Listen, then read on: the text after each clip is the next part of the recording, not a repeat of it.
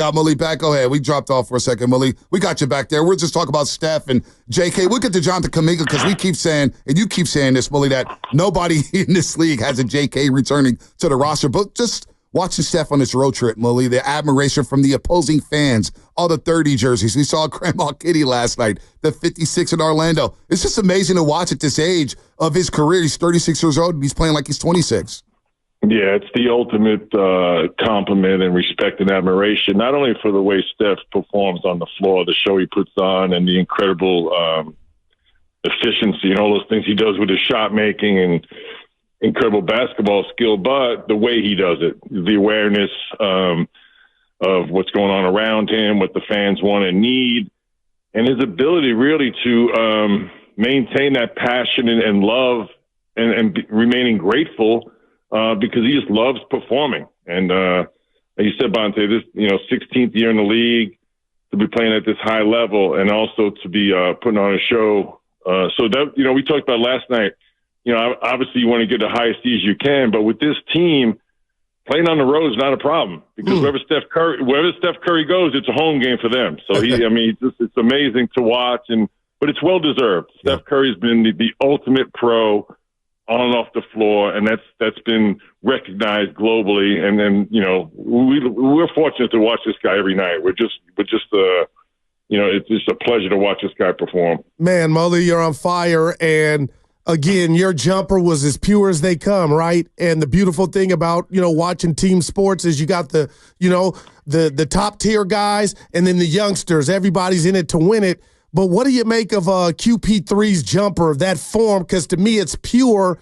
And just share with us his ceiling to you, because I think the future's bright for him, man. You talking about Big Quinton Post? Yes, sir. Yeah, he's a 40% shooter minimum in the NBA because he's going to pick and pop. He's going to get wide open looks. He's going to knock them down. So I think for his career, he'll be a 40% three-point shooter.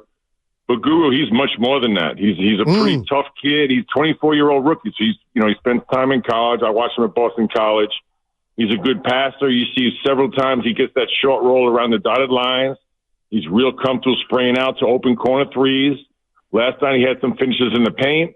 We saw him play some good post defense one-on-one, and I think he's getting a good feel for pick and roll defense. So he's more than just a three-point shooter, but that's a big time weapon for the Warriors because obviously you want to space that floor, and Steve Kerr's talked so much about having a stretch five.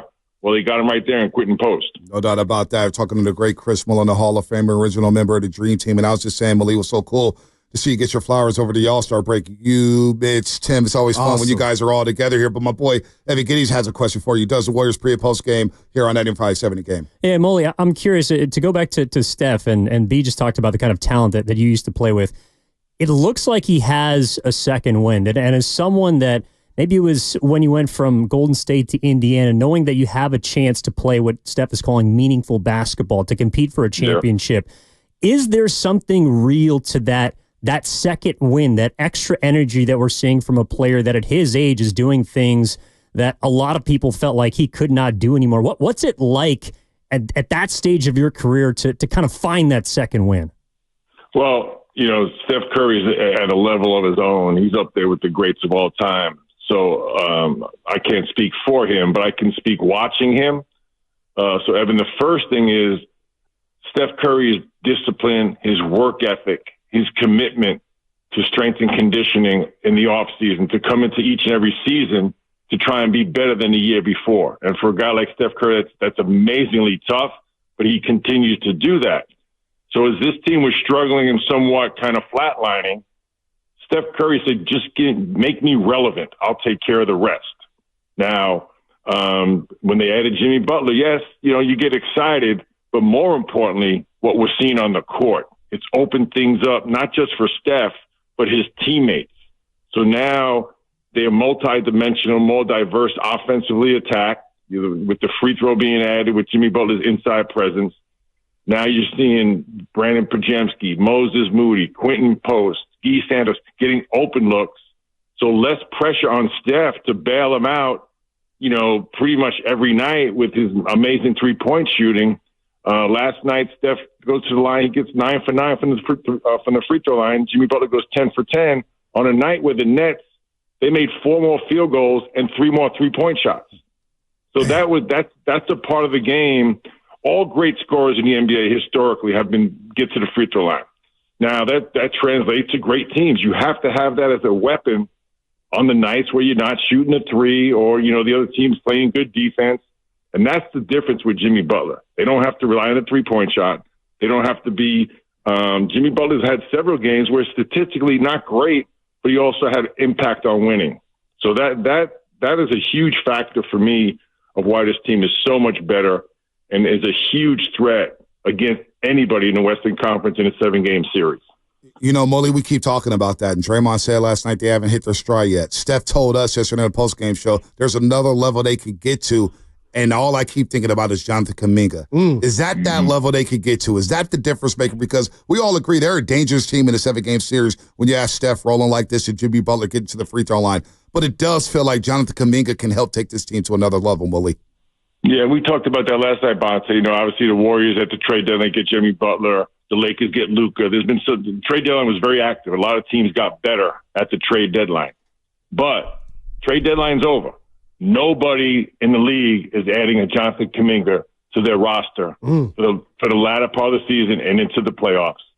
And not only Jonathan's individual skill, talent, athleticism, but I think with Jimmy Butler now, I think it's going to be a much easier transition for Jonathan and the decision-making process on those half-court possessions where when Jimmy's in the mid-post, I think it's going to be much more obvious that he should be a spacer, a cutter, or a screener, because Jimmy's going to align that. When he catches that ball in the mid-post, when you're spread out around the three-point line, you're watching the whole play develop, so that extra playmaker is a huge difference to me.